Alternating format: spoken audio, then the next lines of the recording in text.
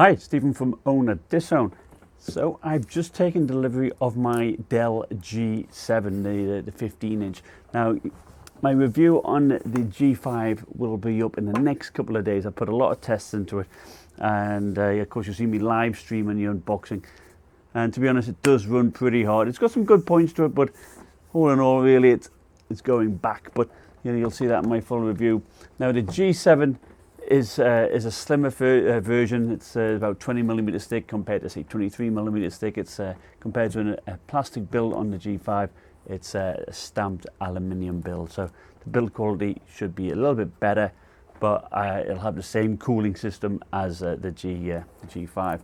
Now, there's one benefit of the G7 is that you can get it in a 17-inch model as well as the 15-inch. So that is good if you want a bit of a larger screen. Now, the strange thing, if you look on their website, the 17-inch models all just seem to come with a 60-watt-hour battery, which is peculiar. Larger chassis, you'd think you'd have the bigger battery in, but it doesn't seem to. You know, they all have the hard drive in, SSD plus hard drive, so just a 60-watt-hour battery. But they do tend to go a little bit cheaper. So, you know, you can, of course, the base model of that starts with the 2060, so that's not too bad. That has that's $1,400 actually for 2060, so that is pretty good value. Has a pokey 128 gigabyte SSD, but you could upgrade that yourself. It only has 8 gigabytes of RAM and one stick, so figure buying 2 more sticks, say, for getting $100 for that, and it's probably not a bad option again with a 60-watt-hour battery. Now, if you want to get the 15-inch model, the base model there starts at $1,100, and that's for a 1050 Ti. So that seems a bit daft. You might as well get a GTX 1060 for that type of price. In fact, you can get one even cheaper than that, so don't get that one. But you can get my model, which has 512 gigabyte SSD, the i7 CPU, of course. It's got a 90-watt-hour battery on this, so you don't have the hard drive. And this is the 2070 Max Q, and that's for $2,400 or thereabouts, $2,330 I think, plus the tax. So it's getting up there. It's expensive. Now, one thing I noticed, in fact, I just noticed, to be honest with you, I think it has the same power supply as the 2060. It's a 180-watt power brick. Now, in my test, as you'll see in the review on the G5, it's not enough really. The battery did drain using the 2060.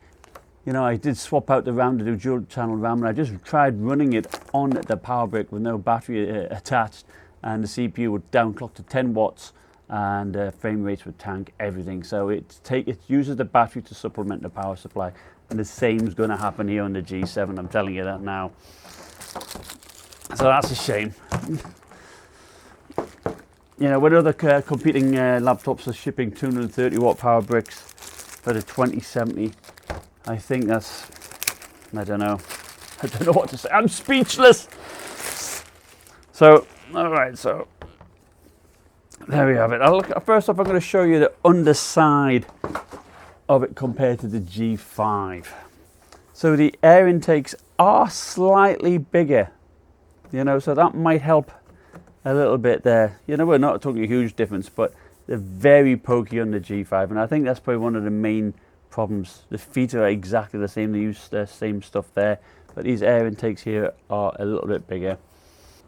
And in terms of, if you look at the top, see the plastic build on the G5 has a fair bit of give on the panel, while not so much on the aluminium lid on the G7. So the build quality is a bit better there. And it is a little bit thinner, but not too much. It's supposed to weigh a little bit less, but we'll measure that in a sec. Same type of hinge design, and the port selection, is comparable. So here's a comparison of the ports on the right-hand side. At the bottom we have the G5, the G7 in the middle, and the Aero 15X.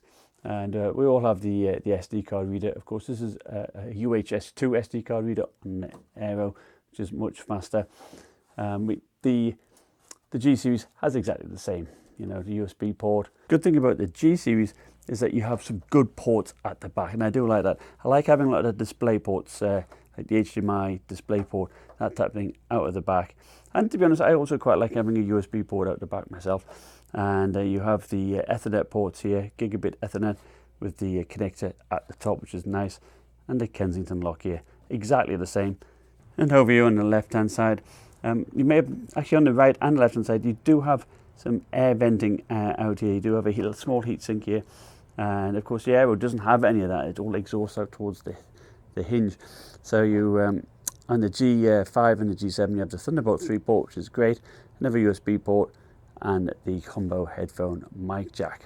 And around the front you actually have the speaker grills here on the G5 and the G7, and it produces very good sound. I do like it. Now the G5 is slightly higher on the hinge compared to the G7.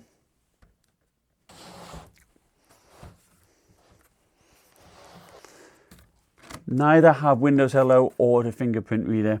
Same power button, which is quite a bright light. And here we have the difference between the single, non-RGB keyboard on the G5 and the RGB keyboard on the G7. Again, 4 zones, and it does look a little bit better. This single color, you can't change anything, but you can easily change the brightness off and on, by pressing single button press here. To get the 144 hertz panel on the G5, that's an extra $100. So they've got to all add that up. So just quickly showing you the difference between the screens here. G5 here on the left, G7, 60 hertz panel, 144 hertz panel. And immediately you can actually see the difference in the brightness and the reproduction. Suddenly the brightness seems to be much higher on the 144 hertz panel. So if you do get the 144 hertz panel on the G5, it should just look like this. In terms of the trackpads, are actually a bit different. Look, see, the G5 trackpad is much bigger than the G7 trackpad. That's interesting. Wonder why that is. That is strange. But other than that, this is of course aluminium, so like plastic, and the keys feel pretty much the same. It's the same type of keyboard really. Not much difference there.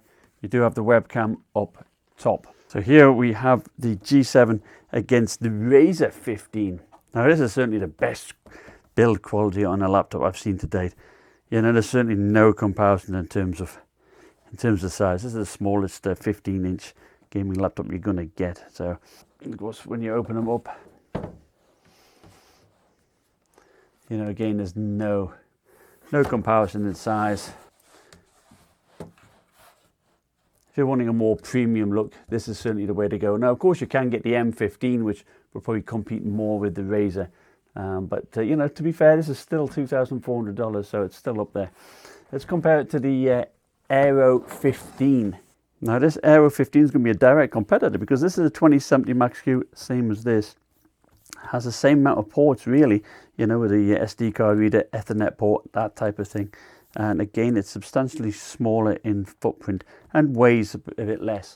If you're wanting to get a thin and light laptop, these generally weigh about 4.6 pounds or so, while I'm expecting this to weigh about a pound more or so, so a half a kilogram more, that type of thing. The G5 is 6 pounds 2 ounces, and the G7 5 pounds 9 ounces, so a little bit lighter.